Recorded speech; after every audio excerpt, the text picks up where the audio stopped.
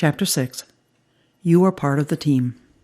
When a car breaks down, we bring it to the repair shop to get fixed. The car doesn't have to do anything. It just sits there while the experts fix the problem. But things don't work that way if we've been diagnosed with psychosis. The experts who work with us can't fix us in the same way a mechanic fixes a car. Instead, the experts need us to speak up and help them find the treatment that's right for us. Hi, my name is Pat Deegan, and I was diagnosed with schizophrenia when I was a senior in high school. Like many people, when I first came for help, I was quiet and passive. I figured the doctors, nurses, and social workers were the experts.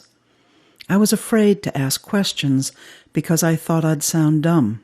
I remained quiet, even if I disagreed with what the professionals were recommending.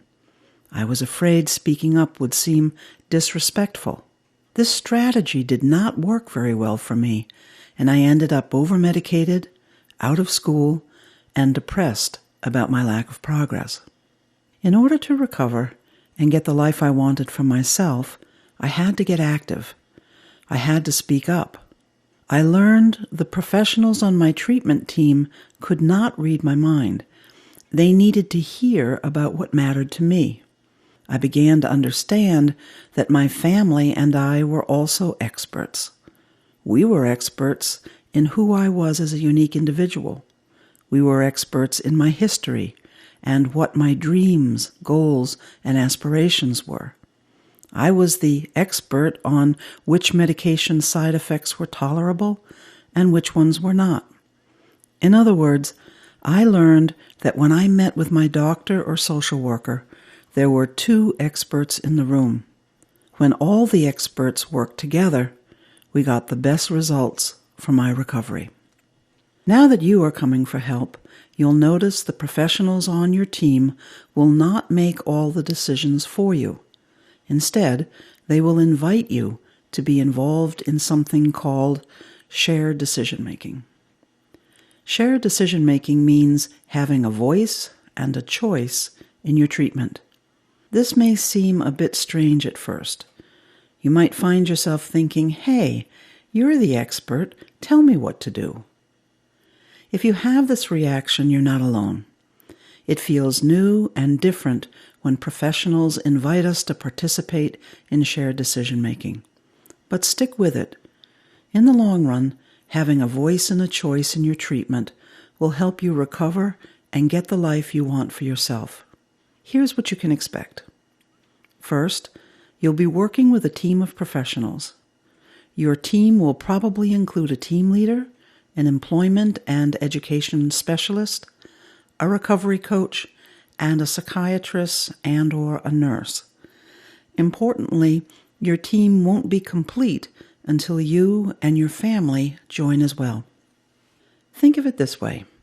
You'll only spend a few hours a year in the office at meetings with your team. Most of your recovery will happen outside of the office in the context of your everyday life. Did you know we spend about 5,000 waking hours outside of the mental health clinic every year? Your team can't possibly be with you during all those hours. It's up to you and your family to continue practicing what you are learning about recovery in those other 5,000 hours of your life. That's why I really mean it when I say that you are part of the team. Secondly, your team practices shared decision-making. That means you can expect they will make it clear when a decision needs to be made, explain your options, and support your decision-making. Now I'll briefly explain each of these steps so you know what to expect. Step 1. Your team will be very clear with you when a decision needs to be made. Here are some common decision points you might encounter. Deciding which medication might be right for you. Deciding to return to school or to start a job. Deciding when it's time to move on from the program. Additionally, you may be facing a decision the rest of your team does not know about. For instance, you might be thinking about going off a medication. You might have heard about a new all-natural vitamin treatment that you want to try. You might be considering having a baby. If you are facing decisions like this, tell your team. They won't make the decision for you. Instead, they will support you in sorting things out and making the decision that's right for you. Step 2. Once you and your team know a decision needs to be made, they will help you understand your options.